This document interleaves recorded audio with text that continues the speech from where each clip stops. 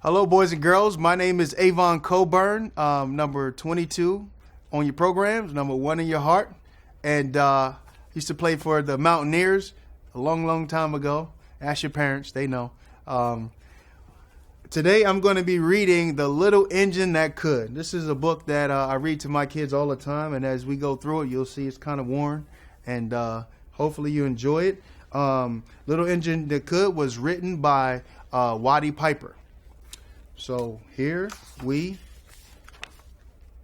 go.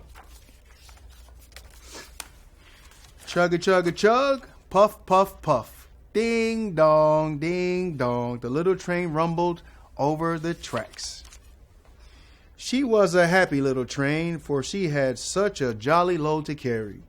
Her cars were filled full of good things for the boys and girls. There were toy animals, giraffes with long necks. There were teddy bears with almost no necks, and even a baby elephant. Then there were dolls with blue eyes and yellow curls. There were dolls with brown eyes and brown bobbed heads, and even the funniest little toy clown you ever saw. And there were cars full of toy engines, airplanes, tops, jackknives, picture puzzles, books, and every kind of thing boys and girls could want. But that was not all. Some of the cars were filled full of all sorts of good things for boys and girls to eat. Big golden oranges, red-cheeked apples, bottles of creamy milk for their breakfast, fresh spinach for their dinners, peppermint drops, and lollipops for after-meal treats. The little train was carrying all the wonderful things to the good little boys and girls on the other side of the mountain. She puffed along merrily, then suddenly she stopped with a jerk. She simply could not go another inch. She tried and she tried, but her wheels would not turn. What were all the good little boys and girls on the other side of the mountain going to do without the wonderful toys to play with and the good food to eat? Here comes a shiny new engine, said the funny little clown who jumped out of the train. Let's ask him to see if he'll help us. So all the dolls and toys cried together, "Please, shiny new engine, won't you please help our train over the mountain? Our engine has broken down, and the good little boys and girls on the other side won't have any toys to play with or good food to eat unless you help us." But the shiny new engine snorted. I pull you? I am a passenger engine. I have just carried a fine big train over the mountain with more cars than you could ever dream of. My train had sleeping cars with comfortable berths, a dining car where waiters bring whatever hungry people want to eat, and parlor cars in which people sit in soft armchairs and look out of big plate glass windows. I pull the likes of you? Indeed not.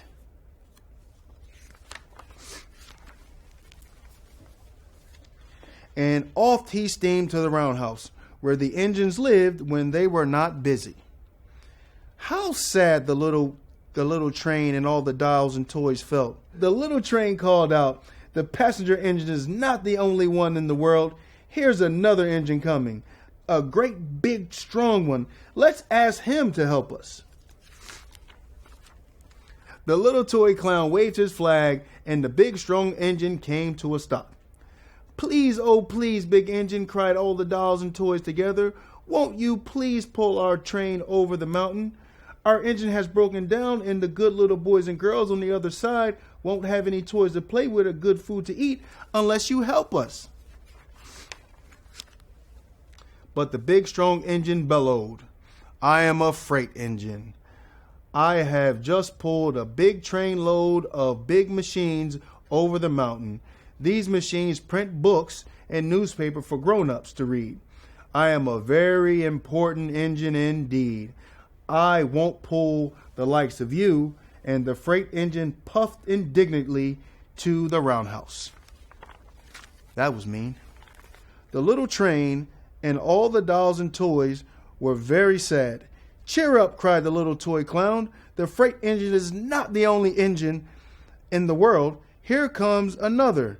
He's very old and tired, but our train is so little, perhaps he can help us.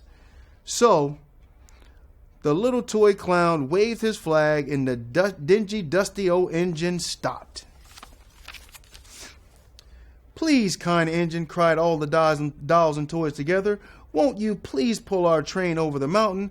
Our little engine has broken down, and the boys and girls on the other side won't have any toys to play with or good food to eat unless you help us. But the rusty old engine sighed. I am so tired. I must rest my weary wheels. I cannot even pull a little train as yours over the mountain. I cannot. And off he rumbled to the roundhouse, chugging, I cannot. Then, indeed, the little train was very sad, very, very sad, and the dolls and toys were ready to cry. But the little clown called out, here's another engine coming, a little blue engine, a very little one. Maybe she will help us. The very little engine came chugging merrily along when she saw the toy clown's flag and stopped quickly. What's the matter, friends? She asked kindly. Oh, little blue engine, cried the dolls and toys, will you pull us over the mountain? Our engine has broken down, and the good boys and girls on the other side won't have any toys to play with or good food to eat unless you help us. Please, please help us, little blue engine. I'm not very big, said the little blue engine. They use me only for switching cars in the yard. I have never been over the mountain, but we must get over the mountain before the children awake, said all the dolls and toys. The very little engine looked up and saw the tears in the doll's eyes, and she thought of the good little boys and girls on the other side of the mountain who will not have any toys or good food to eat unless she helped. What do you think she did?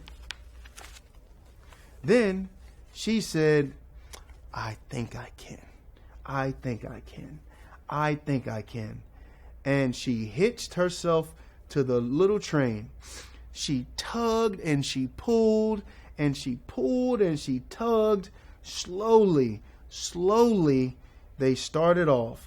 The toy clown jumped aboard, and all the dolls and toys animals began to smile and cheer. Puff, puff, chug, chug went the little blue engine. I think I can.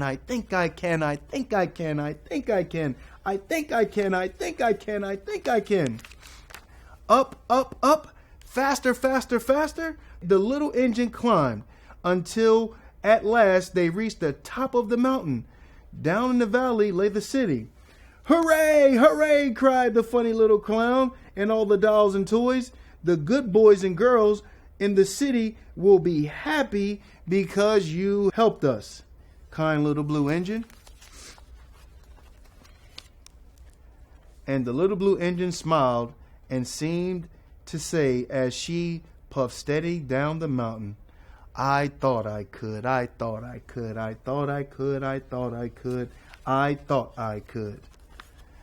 The end. I read this book to my children as often as I can because the message in this book, you have a lot of people, there's a lot of messages in this book. And one of the first one is that not everybody's going to help you. And that's okay.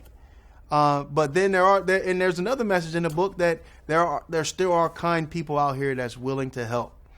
And if you try your hardest and do your best, you'll be able to achieve whatever it is that you want to do. So I hope you guys enjoyed the book, or I hope you guys enjoy this book. Whitey Piper is one of my favorite writers. Thank you.